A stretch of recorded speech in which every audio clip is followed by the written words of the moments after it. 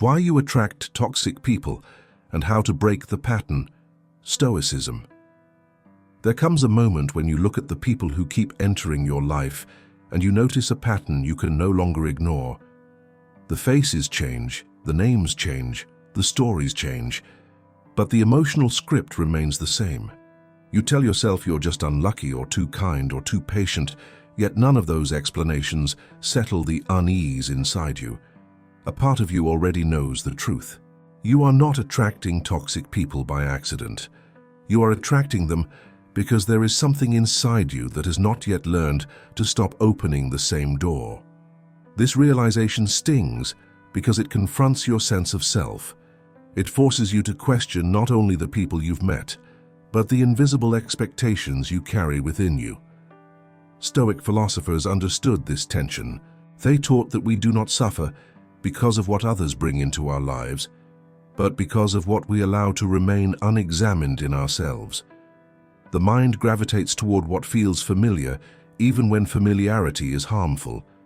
This is why someone who drains you can still feel strangely comfortable, and someone who respects you can feel strangely unfamiliar.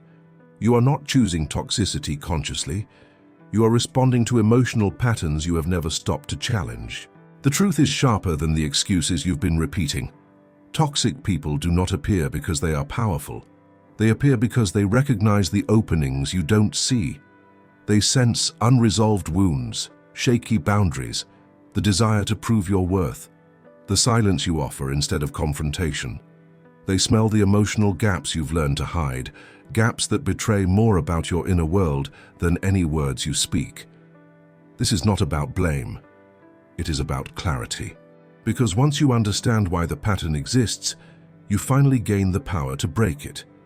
Think of your life as a series of inner signals. Signals of what you tolerate, what you fear, what you hope for, and what you secretly doubt you deserve.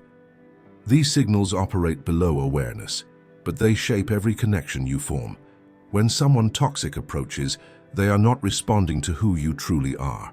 They are responding to the emotional version of you that still believes tolerance is strength and silence is peace.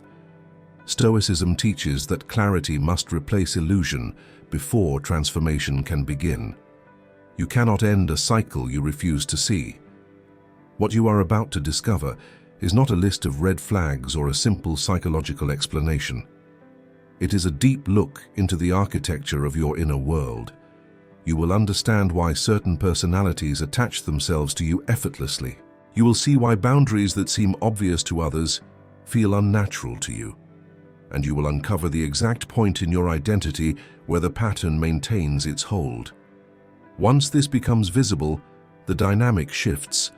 The cycle loses its power because you no longer participate in it unconsciously.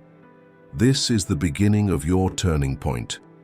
A moment where the weight you have been carrying is no longer disguised as fate, where clarity replaces confusion, where you stop asking why toxic people find you and start asking why you ever accepted their presence as normal. This is where your strength begins. This is where the pattern ends. The Stoic law of emotional gravity. You move toward what you don't understand. There is a force operating beneath every relationship you form, a psychological pull far stronger than preference or logic. You are drawn toward what is familiar, even when familiarity is painful. This is the Stoic law of emotional gravity. The mind gravitates toward unresolved experiences the same way a body gravitates toward the earth. Not because it is right, and not because it is healthy, but because it is known. What you do not understand continues to call you back until you face it. If you grew up around chaos, unpredictability becomes your baseline. If affection was inconsistent, inconsistency begins to feel like love. If you learned that attention must be earned, you gravitate toward people who make you prove your worth. These patterns may no longer match who you believe yourself to be, yet a hidden part of you still interprets them as normal. Toxic people fit perfectly into this emotional template. They recreate conditions your nervous system recognizes even when your mind rejects them. Stoicism teaches that suffering repeats itself when we refuse to bring clarity to our impressions. You mistake intensity for passion because you have never experienced connection without emotional turbulence. You confuse tension with chemistry because peace feels unfamiliar. You overlook red flags because discomfort feels honest in a way stability never has. The mind prefers the pain it already understands over the peace it has never learned to trust. That is emotional gravity at work. This gravitational pull explains why you can walk away from someone toxic and still feel drawn back, long after the damage is clear. You are not returning to the person.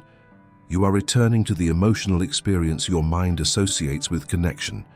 Until you understand this, breaking the pattern feels impossible. You can change partners, change environments, change your intentions, and still find yourself orbiting the same dynamic with a different face. What keeps you stuck is not weakness, but familiarity. The Stoics understood that the mind clings to what feels predictable. Predictability feels safe, even when it is destructive. That is why toxic people sense your openness. They recognize the internal blueprint you carry, the one designed long before you had the tools to question it. They enter effortlessly because they fit into spaces built by earlier versions of you, parts that believed endurance was noble or that suffering was proof of loyalty. But emotional gravity is not fate, it is a pattern. Patterns lose their power the moment you expose their source. When you start asking why certain personalities feel natural and why healthy people feel unfamiliar, the illusion cracks. You begin to see that the pull comes not from desire, but from habit. Habits can be broken. Identities can be rewritten. Perception can be trained. The next chapter reveals where this emotional gravity truly comes from. Not from your heart, not from your preferences, but from the self-image that formed before you ever knew you had one. The hidden self-image that chooses your relationships for you. Every decision you make in relationships is filtered through an internal identity you rarely question. This self-image quietly determines what you think you deserve, what treatment you accept, and what dynamics feel normal. You may believe you are choosing partners consciously, yet most of what you perceive as attraction is shaped by this hidden internal blueprint.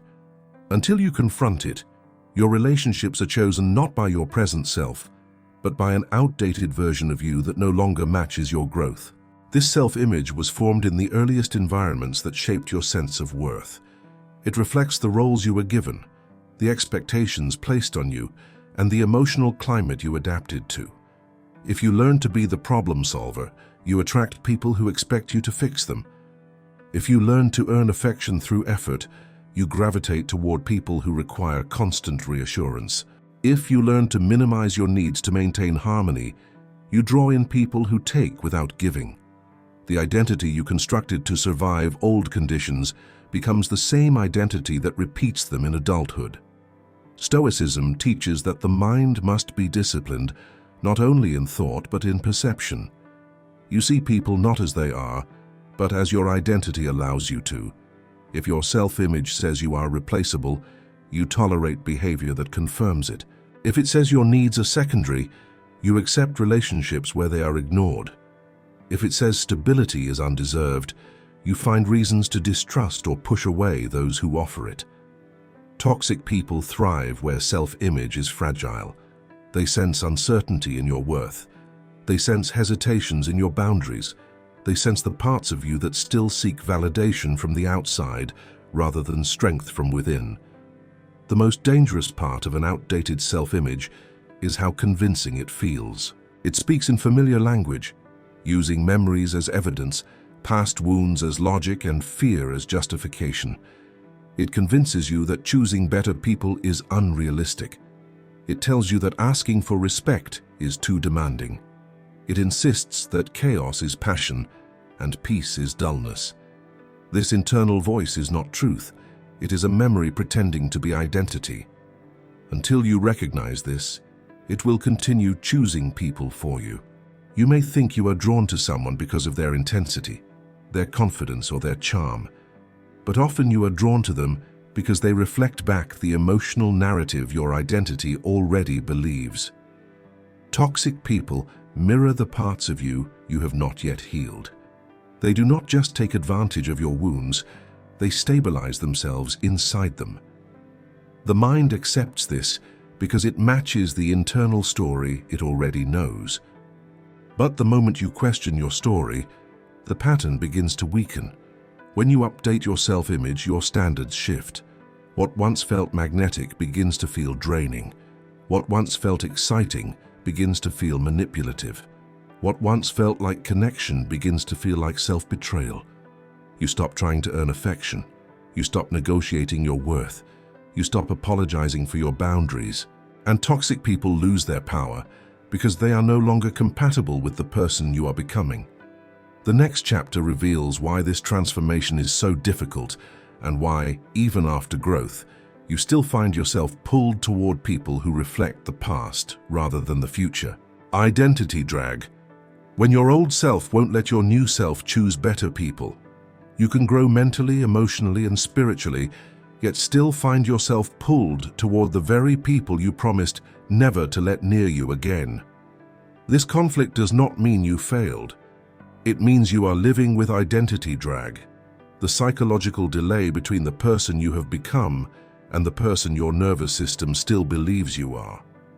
Growth happens in your mind first. Your identity takes longer to catch up. In that gap, old patterns survive. Identity drag explains why you can know your worth intellectually, but still tolerate disrespect emotionally.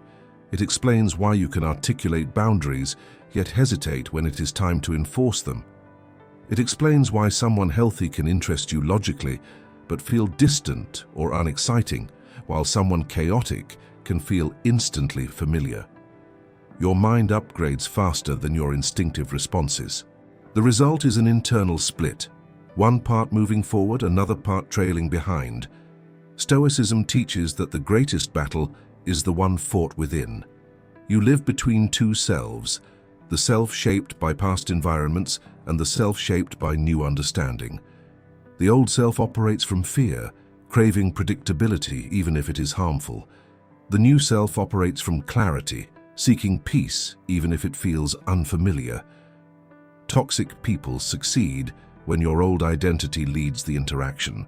They recognize the version of you that still doubts, still negotiates, still hopes your patience might change someone who has no intention of changing. Identity drag is powerful because it disguises itself as intuition. You tell yourself you just feel a connection, but the feeling is simply recognition of an old emotional landscape. You tell yourself you don't want to be harsh, but the hesitation is the voice of an identity that was once punished for standing firm. You tell yourself you might be overreacting, but the doubt is a leftover response from years spent absorbing blame. These reactions are not signs of who you are now. They are echoes of who you used to be. You cannot break a pattern while the old identity remains unchallenged. You must learn to question the automatic reactions that pull you back into familiar chaos. When your mind says, reach out first, ask whether that instinct belongs to your old self or the self you are becoming. When your emotions say, give them another chance, examine whether this comes from compassion or from a fear of losing validation. When your boundaries blur, ask whether you are choosing peace or avoiding confrontation. These questions disrupt identity drag. They force awareness into spaces where habit once ruled. As your self-image strengthens, the drag weakens. You begin to notice that certain behaviors no longer resonate. You recognize manipulation instantly. You feel the weight of inconsistency sooner. You lose tolerance for the emotional turbulence you once normalized. Toxic people sense this shift. Their usual strategies no longer hook you. Their intensity no longer impresses you. Their inconsistency no longer confuses you. You become someone who does not bend toward chaos, because chaos no longer reflects anything inside you. The next chapter uncovers why, despite all this growth, toxicity once felt safe, and why breaking the cycle requires confronting the emotional comfort you once found in chaos. The psychological comfort of chaos. Why toxicity once felt safe to you. There is a reason you stayed longer than you should have, a reason you kept forgiving the unforgivable, a reason you tolerated chaos even while craving peace. You weren't weak, you weren't blind, you were comfortable, not in the sense of happiness, but in the sense of familiarity. Your mind gravitates toward what it knows, even when what it knows harms you. This is the psychological comfort of chaos, the strange pull toward environments that match your earliest emotional experiences. Chaos becomes familiar when you grow up around unpredictability. Your body adjusts to tension the way some people adjust to silence. You learn to read tone, micro-expressions, and shifts in mood as survival strategies. Your nervous system becomes trained to anticipate sudden changes. That vigilance becomes a skill, but it also becomes a curse. When you meet someone unpredictable, your system recognizes the pattern, not as danger, as something known, something you once adapted to, something you survived. Stoicism teaches that the mind accepts its chains when it confuses them for stability. If pain was part of your story early on, consistency feels foreign. If affection was conditional, emotional turbulence feels honest. If love was inconsistent, intensity begins to feel like proof of connection. Toxic people slip into this opening effortlessly. They offer highs and lows, chaos and calm, affection and withdrawal. It mirrors the environments that shaped your earliest understanding of closeness. So your mind interprets the turbulence as truth, as if pain means the connection is real. This comfort with chaos is not conscious. You don't wake up choosing emotional instability. It is a reflex built from years of adapting. You associate calm with boredom. You interpret peace as distance. You mistake predictability for a lack of passion. Healthy relationships feel suspicious at first because they do not activate the emotional survival systems you relied on for so long.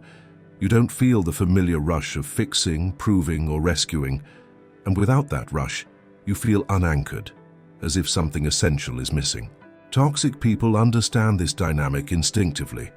They create just enough chaos to keep your nervous system engaged, just enough tension to keep you invested, just enough inconsistency to make you chase their approval. This is not accidental. It is a pattern repeated across hundreds of relationships. They thrive by destabilizing, because instability hooks the part of you that once learned to navigate storms with skill. They turn your strongest survival traits into vulnerabilities. But what once felt like home no longer has to define you. Once you recognize that chaos felt safe because it was familiar, you begin to separate comfort from truth. You start to question the instinct that pulls you back toward intensity. You notice the difference between emotional activation and genuine connection. You begin to crave what your old identity never trusted: steadiness, clarity, consistency. You realize that peace is not emptiness. It is the presence of a life no longer dictated by old wounds. Breaking the pattern begins with this recognition: chaos is not love. Chaos is not passion. Chaos is not depth. It is the echo of earlier experiences repeating themselves. You can acknowledge the familiarity without surrendering to it. You can feel the old pull without obeying it. You can choose the unfamiliar path because it allows you to finally experience the stability you never had. The next chapter reveals the Stoic principle that exposes the deepest trap of this cycle: how your attachments are shaped not by people, but by the illusions your mind creates about them. The Stoic warning: you become attached to your own misperceptions. There is a truth the Stoics repeated with unwavering clarity. The mind suffers not from what happens, but from the meaning it assigns to what happens. When it comes to toxic people, the pain you feel does not come from who they truly are. It comes from the illusion you built around them. The trap is not the person. The trap is the story. Once that story takes hold, your emotions respond to a character who never existed, while the real person stands before you unchanged. Misperception begins in subtle ways. A moment of attention feels like affection. A rare apology feels like growth. A brief calm feels like transformation. You take fragments of behavior, and weave them into a narrative of potential. The mind does this because it craves continuity. It wants the story to make sense even when the facts contradict it. So you fill in the gaps, you soften the edges, you rewrite the parts that hurt. You attach yourself not to the person's actions, but to the version of them that aligns with your hope. Stoicism teaches that impressions must be examined before they are accepted. Yet most people treat their first emotional impression as truth. You feel chemistry and assume it means compatibility. You feel intensity and assume it means depth. You feel challenged and assume it means destiny. You overlook the inconsistency because the fantasy offers comfort. You cling to the rare moments of warmth because they confirm the story you want to believe. Toxic people count on this. They know that a single moment of softness can overshadow days of neglect if your mind is already invested in a comforting illusion. The danger lies in how misperception disguises itself as intuition. You tell yourself you see the good in them, but what you see is the reflection of your own longing. You tell yourself they just need time, but the time you offer only deepens your attachment to the story. You tell yourself they care in their own way, but the caring you feel exists more in your imagination than in their actions. The illusion becomes an emotional anchor, pulling you deeper even as the reality pushes you away. This internal split creates immense suffering. You are attached to who you think they could be, yet hurt by who they consistently are. You are loyal to the potential, yet wounded by the pattern. You defend the story, yet bleed from the truth. The Stoics warn that when perception drifts too far from reality, you lose your ability to respond with wisdom. You surrender your strength to the very illusions that keep you trapped. Breaking this cycle requires a discipline few people practice, seeing what is in front of you without adding or subtracting from it, observing actions without drowning in interpretations, understanding that potential is not proof, recognizing that someone's capacity does not obligate you to endure their limitations.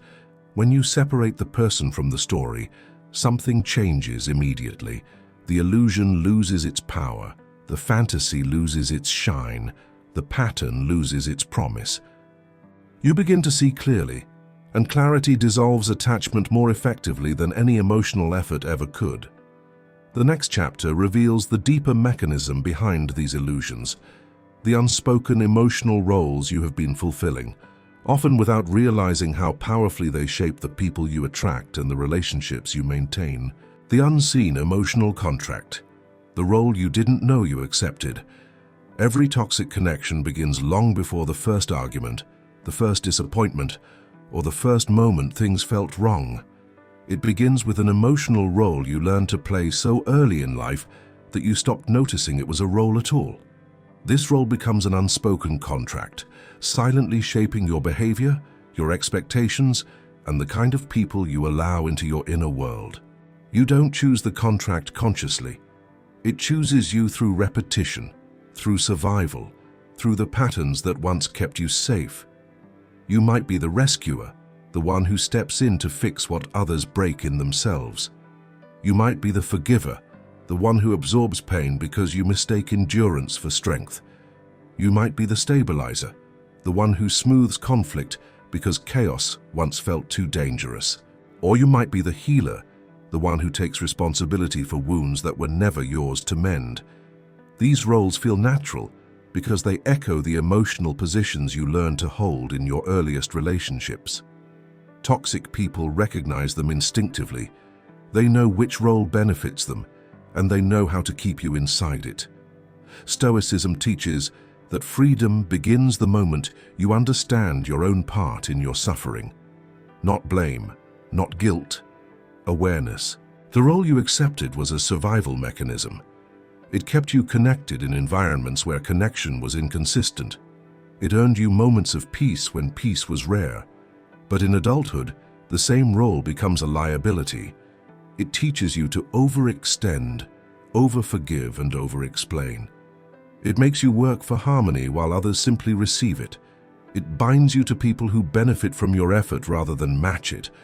This emotional contract influences everything: You apologize first even when you're hurt. You remain patient long after patience becomes self-betrayal. You defend people who would never defend you. You stay in conversations that drain you because silence feels like abandonment. You carry emotional weight that doesn't belong to you because carrying it once made you feel useful or valued. Toxic people sense this. They know exactly how to reinforce the role. They reward you just enough to keep you invested. They withdraw affection just enough to keep you striving. They offer just enough hope to keep you rebuilding a connection that only breaks you. Once you recognize the role, the illusion dissolves. You see how often you filled emotional gaps no one asked you to fill. You understand that the contract was never mutual. You carried the weight. They enjoyed the balance.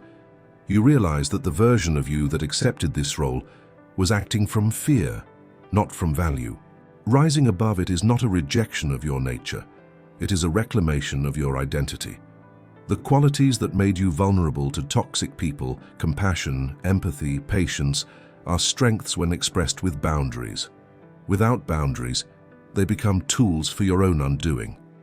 Ending the emotional contract does not require confrontation with anyone else. It requires confrontation with yourself. When you say, "I will no longer play this role," something shifts immediately. Toxic people lose their advantage.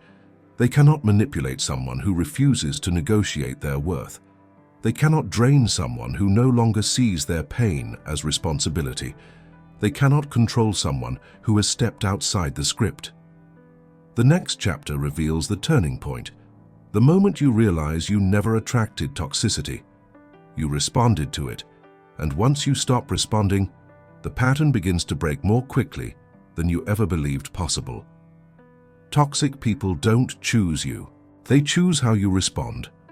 You have spent years believing there is something about you that pulls toxic people in, as if there is a mark on your soul only they can see.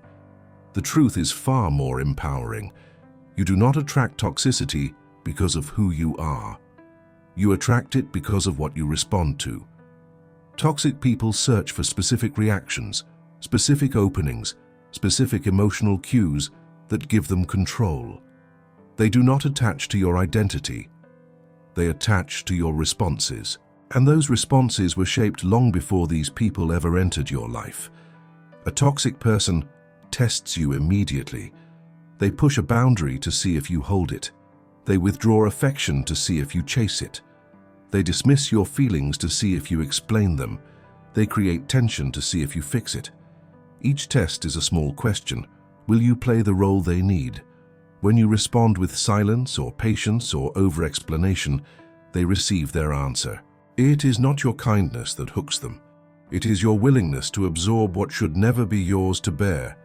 Stoicism teaches that character is revealed through action, not intention.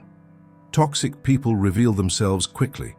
The problem is not that you fail to see them. The problem is that you override your instincts. You notice the disrespect but rationalize it. You feel the imbalance but minimize it.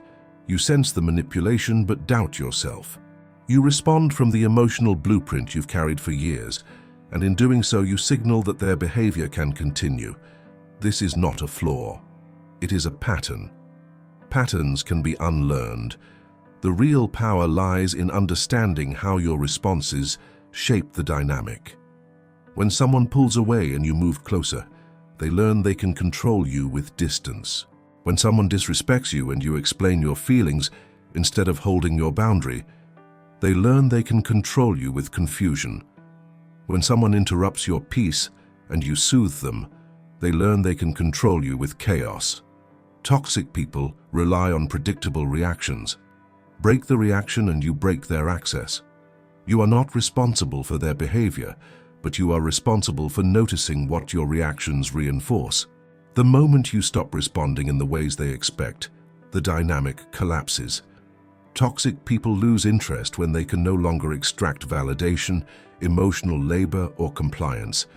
They leave not because you are unworthy, but because you are no longer usable. This is not a loss, it is liberation. The shift begins the first time you choose silence instead of justification, The first time you walk away instead of negotiating your worth. The first time you stop explaining what someone already understands but doesn't care to honor. These actions disrupt the pattern more effectively than any confrontation or emotional appeal. Toxic people feed on reaction. Remove the reaction and the pattern starves. This is the moment the cycle begins to weaken. But the deeper work goes beyond behavior. It requires removing the internal vulnerabilities that made these responses feel natural in the first place. That is where true transformation begins. The next chapter reveals the Stoic method of subtraction, the practice that removes the internal conditions that once made you susceptible to toxic dynamics and opens the path to a different kind of life. The Stoic method of subtraction, removing what makes you vulnerable to toxicity. Breaking the cycle is not about learning new strategies, memorizing red flags, or mastering clever responses. Real change comes from subtraction. Stoicism teaches that the path to freedom is not built by adding more beliefs, more techniques, or more emotional armor. Freedom emerges when you remove everything that distorts your perception and weakens your standards. Toxic people only thrive where inner clutter exists. Remove the clutter, and the pattern cannot survive. Subtraction begins with eliminating the beliefs that kept you tied to harmful dynamics. You stop believing that your value comes from how much you can endure. You stop believing that love must be earned. You stop believing that silence keeps the peace. These beliefs were not chosen by you. They were inherited through experience, repetition, and emotional conditioning. But when you subtract them, everything shifts. You begin to see behavior for what it is, not for what you wish it meant. You stop giving meaning to inconsistency. You stop interpreting intensity as connection. You stop mistaking chaos for purpose. Next comes subtracting the emotional habits that made you an easy target for toxic people. You remove the impulse to explain yourself to those who have already shown they do not listen. You remove the reflex to fix what someone else repeatedly breaks. You remove the pattern of giving second chances when the first one was already a betrayal. You remove your dependence on external validation by learning that the person you must honor first is yourself. This is not selfish. It is alignment with reality. The Stoics taught that inner order creates outer stability.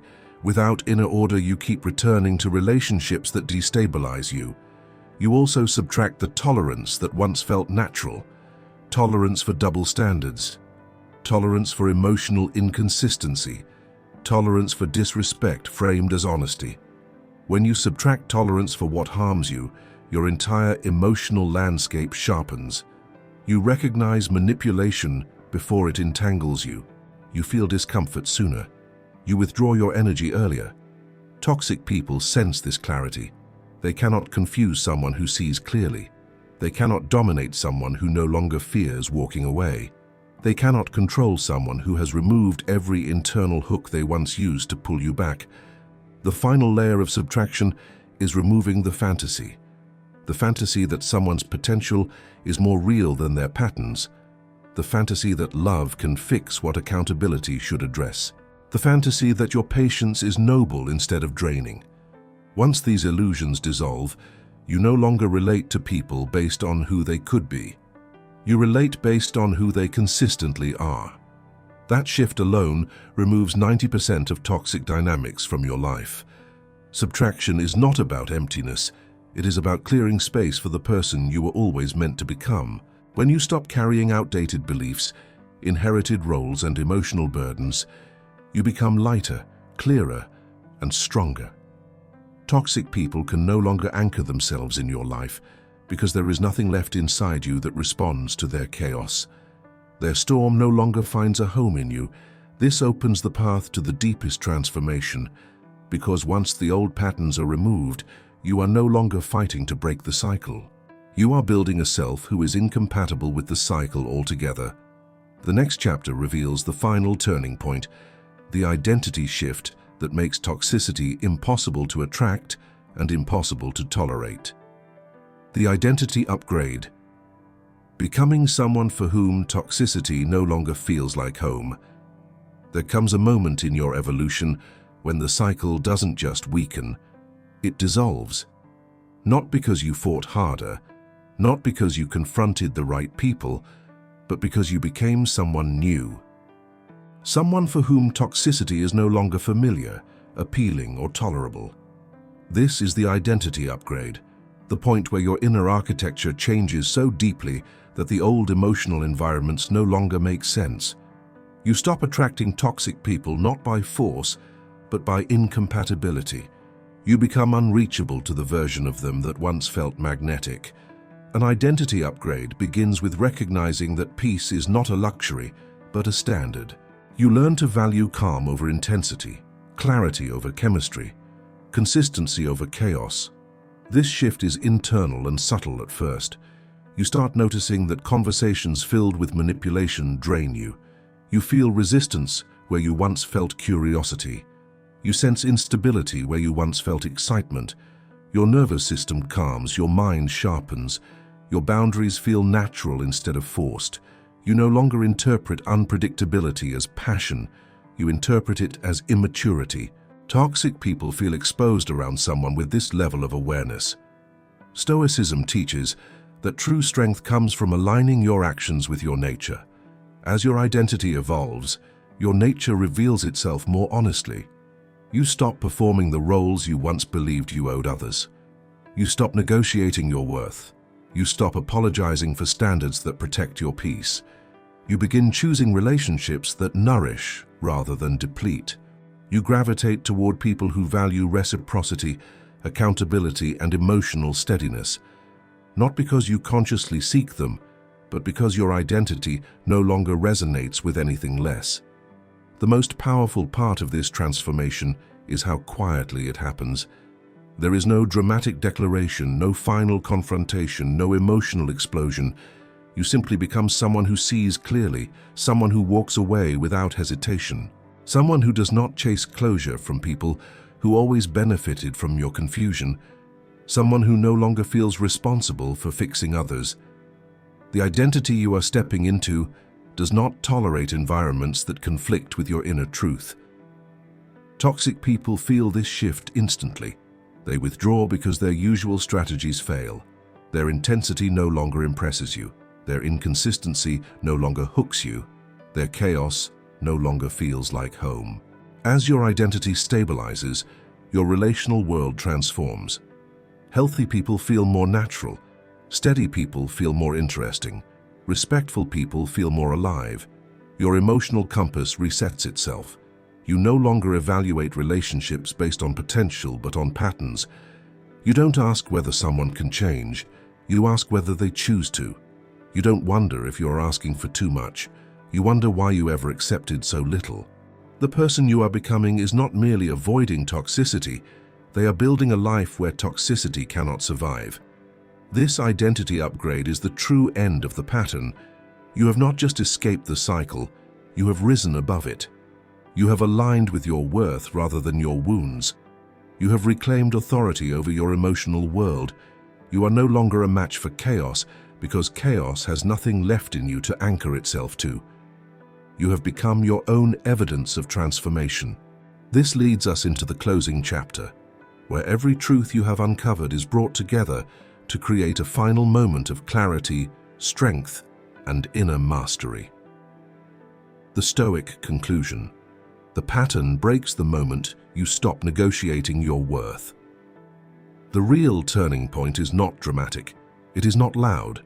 It does not happen in a moment of confrontation or a final emotional collapse. The pattern ends in silence. The instant you make a quiet decision within yourself, you will no longer negotiate your worth. Not with others. Not with your old identity. Not with the fragments of your past that once shaped your relationships. This internal shift is subtle but irreversible. It realigns your entire emotional world. When you stop negotiating your worth, everything changes. Toxic people lose their influence because their strategies no longer work. They cannot manipulate someone who is anchored in their own value. They cannot destabilize someone who is comfortable with walking away. They cannot control someone who refuses to explain the obvious or justify what should be self-evident. Your silence becomes clarity. Your distance becomes strength. Your self-respect becomes non-negotiable.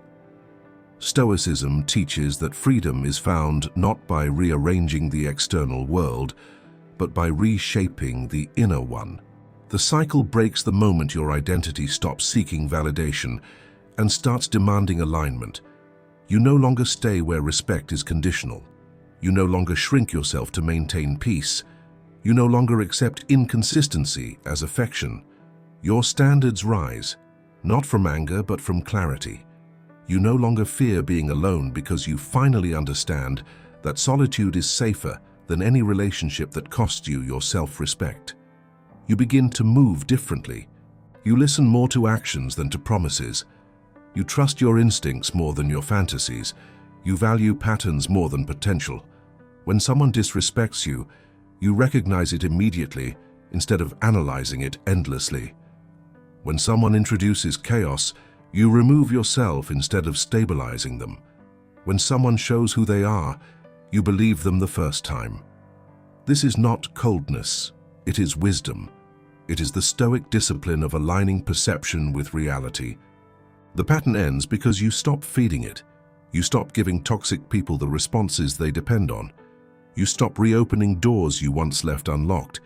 You stop offering explanations to people who have no intention of understanding you. You stop lowering your standards for those who never raised theirs. You step into an identity that reflects your true worth, and every relationship in your life reorganizes around that truth. This conclusion is not an ending, it is a beginning. The start of a life where clarity replaces confusion, where peace replaces chaos, where self-respect replaces self-sacrifice, where you attract relationships that reflect your growth instead of your wounds. You are not breaking the pattern once, you are becoming a person who cannot fall back into it again. This is the moment the cycle ends, not through force, but through understanding, not through bitterness, but through self-mastery, not through proving anything to anyone, but through recognizing that you were never meant to live at the mercy of others' emotional dysfunction. You were meant to rise, to see clearly, to choose differently, to protect your peace, to move forward with strength and purpose. The pattern is broken, the path ahead is yours.